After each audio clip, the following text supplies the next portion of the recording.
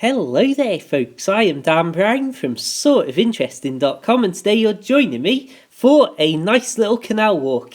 Now I have already uploaded a video starting from this location, but this time we're going to travel downstream and head down this road at the side of the canal and see what we find.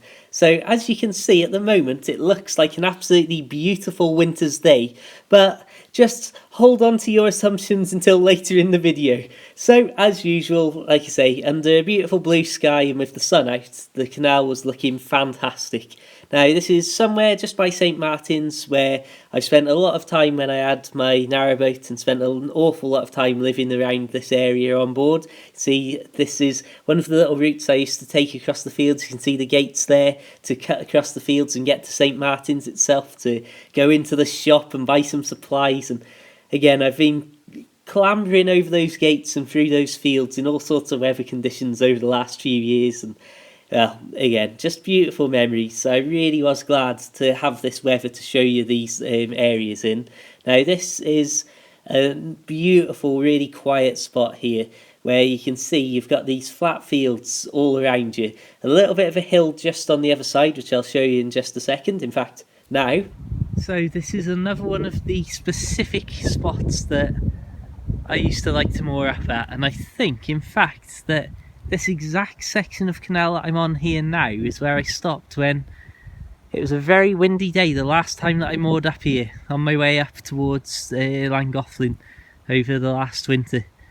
And one of the Canal and River Trust chaps that I know was driving down to check on the lock, and he stopped and the wind was that strong, pushing Tilly against the side. I think I wrote about this in the latest narrowboat book. But it was that strong wind that while we were stood talking, I was stood on the back of the boat and he was just obviously in his van.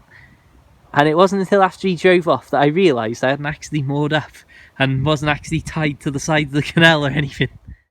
Anyway, as I was saying before that little story, you can see how flat the general area is around here, and this is where I used to love to be to do some astronomy, because you could just see so much of the sky without any hills and the really low horizons. And of course, being in such a rural place as this, it was just such beautiful dark sky, an absolutely fantastic place to just, even without a telescope, just look up and see thousands of stars. Absolutely brilliant.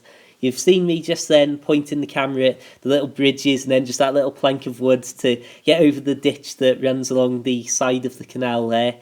And again, there's so many footpaths and routes up over the fields to get into St Martin's and just again get into all of these beautiful fields. And really, I suppose this is again, like so much of this general area, just the epitome of sort of classic English countryside farmland. And again, here we are meeting our first lock. This is the New Marton Top Lock, and it's again just a beautiful place, and you can see just how much the bad weather was starting to close in on us here though. So weather aside, how beautiful is this place? Again, another place that I absolutely love, and being privileged to spend so much time living just up through the bridge there and coming down here in the evenings. Oh, the rain has now started, my friends, but what I really want to show you here is the sheer amount of leaves that collect up, and it just really goes to show how many leaves there are floating down in the canal, particularly from up past Chirk Tunnel where it's all under trees, and then a little bit further up towards Llangollen before, or depending on which way you're travelling, after Honkerstuffley Aqueduct. But you can see how this is just totally thick with leaves. And of course, here is the lock itself. How many times have I been up and down here, I wonder?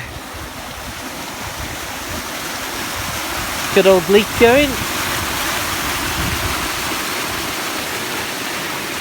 Got a feeling this is going to be a very, very wet trip now.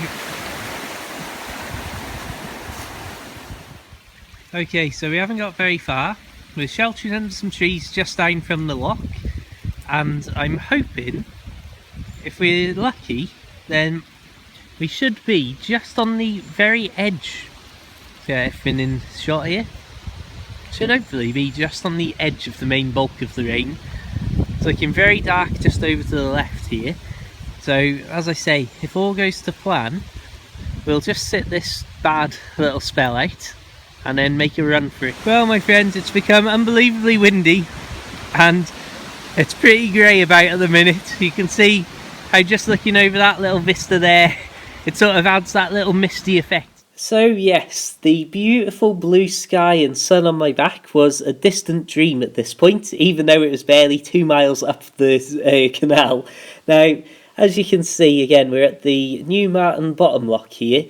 Again, another place that I have spent so many great times moored up just on the bottom side of this. This is the lock that I once upon a time broke down in, which was not the greatest of my canal moments, but it was definitely a learning curve, and I had to get in the engine bay and open up the weed hatch and start pulling loads of weeds off the propeller.